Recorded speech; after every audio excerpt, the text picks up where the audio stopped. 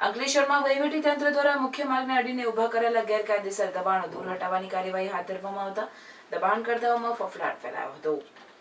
ભરૂચના Mulad toll plaza પર હિંસાની ઘટના સામે આવી હતી, જેમાં કાર ચાલક સહિત 3 શખ્સોએ ટોલ કર્મચારીને માર માર્યો હતો। બેરિકેડ હટાવવાની બાબતે થયેલ વિવાદ ઉગ્ર બનતા માથાકૂટ સર્જાઈ।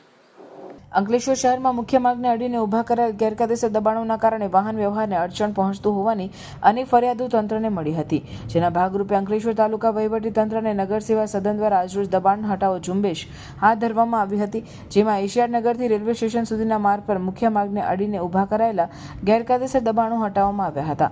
આ કામગીરી દરમિયાન કોઈ ઘર્ષણ ન સર્જાય તે માટે પોલીસ બંદોબસ્ત સાથે રાખવામાં આવ્યો હતો।